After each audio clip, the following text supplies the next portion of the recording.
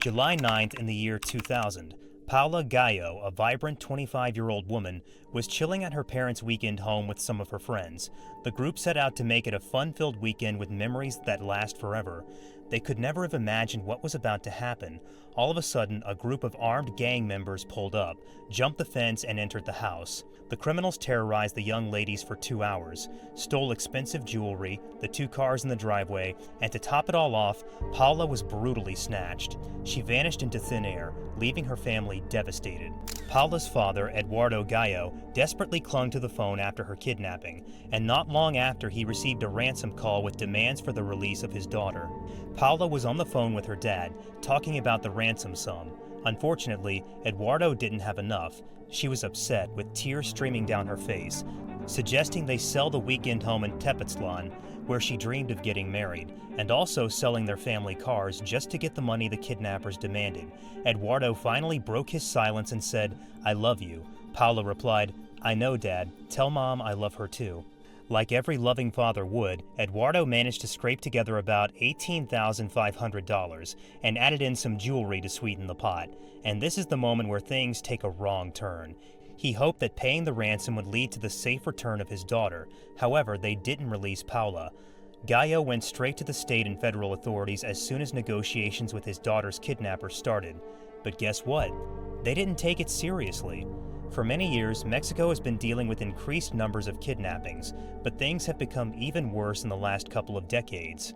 At first, the criminals targeted rich people because they knew their families would pay a lot to get them back, but these high-profile kidnappings drew too much attention from the police and the media. So the criminals changed their strategy and started kidnapping people from the middle and lower classes. Even though they demand less money in ransom for each person, they could do many more kidnappings with less effort and without attracting too much attention from the corrupt police. Paula's ransom was paid, so why did they not release Eduardo's daughter? A week after she was snatched, the lifeless bodies of the suspects that allegedly took her were located near the place where the ransom was paid. Shockingly, about 2/3 of the ransom was right there at the scene. A day later, Paula's body was found nearby. The family was in shock. Although the ransom was paid, Paula wasn't safely returned. Wild theories started circulating. Officials in Morelos spread rumors that the father had organized a rescue operation with hired gunmen, causing the bloodbath. This was debunked soon after, but that didn't stop Detective Gallo from formulating a scenario of his own in which the finger is pointed towards the corrupt police. Could they have made an attempt to steal the ransom for themselves? At this point, nobody knew what happened, and the police didn't put in a lot of effort to find out. Despite Eduardo's frantic requests, the police seemed paralyzed, failing to act. Gallo discovered that the police's investigation was littered with mistakes and corruption. Months later, they found a car taken during the kidnapping, but the police didn't want to properly check it for evidence because it was raining. Gallo had to push for tests that identified his daughter's hair in the car. Imagine declining to conduct a forensic investigation on crucial evidence because it is raining. Frustrated by their inactivity, Eduardo, who was a successful businessman, took matters into his own hands. He made the huge decision to sell his consultancy business, taking up every resource in a relentless search for justice for his daughter. Before they could test the clothes his daughter wore, they vanished. And by chance, Gallo found some of his stuff taken from his house in a police room. No fingerprints were taken at his house after the kidnapping. Gallo thinks the worst kind of corruption in a case is when they mess up or leave out important stuff. He says if they don't gather all the evidence, the case can fall apart and the charges won't stick. I told them things, and they either ignored it or twisted the truth. That's when he decided to do his own investigation. The prosecutor's office had closed the case already. They said one of the people caught at the scene was the one who killed Paula, calling him Apache 2. But Gallo didn't agree with their decision. He felt weird about them shutting down all the investigations and not wanting to look deeper into the other kidnappings in Tepoztlan. He told El Universal newspaper, "It can't be a gang fight that killed my daughter. The gang had 5 guys, 3 dead, 1 in jail, and 1 on the run. They're playing games with me." In the newspaper, he also said, "It's a shame that Morelos Attorney General's office only checked my findings and didn't do their work. I had to do the investigation as an amateur." But he kept pushing and pushing the cops to take notice, and after 71 years of the Institutional Revolutionary Party running Morelos, a new governor from a different party was elected in October. Finally, little by little, the authorities started to take his investigations seriously. For a whole year, Eduardo tried to figure out what happened to his daughter. He quit his job, moved to Tepoztlan, and became a detective. He talked to people in town, snooped around the areas, even got people to tap phones from past cases, and met other kidnapping victims. He built a profile of the possible killer.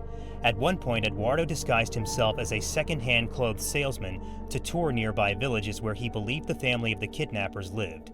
Eventually, he found a payphone which was used by Paula's killer to keep in touch with other members of his gang. Gallo's hard work paid off after 11 months. June 19, 2001.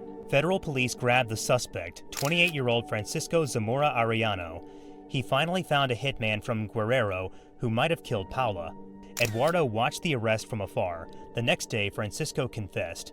Eduardo felt satisfied that the murderer got sentenced away for 40 years. He said, "It's about justice, not revenge. That's what Paula wanted me to find." In a newspaper advertisement, the hero shared his journey filled with emotions and wrote a tribute to Paula Gallo. "I will always love you, my adored child. Thank you for your smile and your caresses. Thank you for your songs and your happiness and your love of life. Thank you, beautiful daughter. You always lit the path so I could distinguish between justice and vengeance. Thank you for being my inspiration, for keeping my hands clean and my soul calm. The only way I can see you again."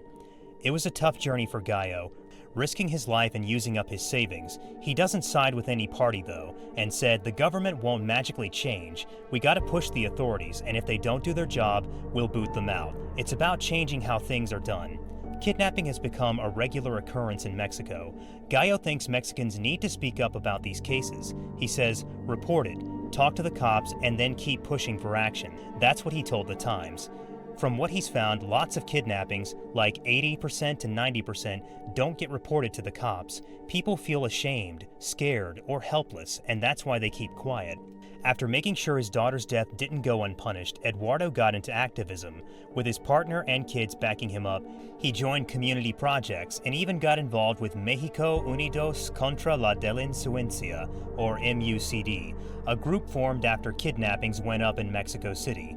But in 2011, Eduardo left the organization. He didn't agree with Felipe Calderon's safety policies. He didn't like how powerful groups cared more about money than people.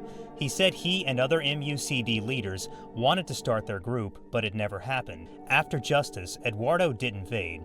He fought for victims' rights, becoming a national hero and setting an example for all of us, all in the name of fatherly love and justice. If you want to see another story of a daring parent, click on the video on your screen. This fearless mother hunted down 10 Mexican cartel members to avenge her daughter's death.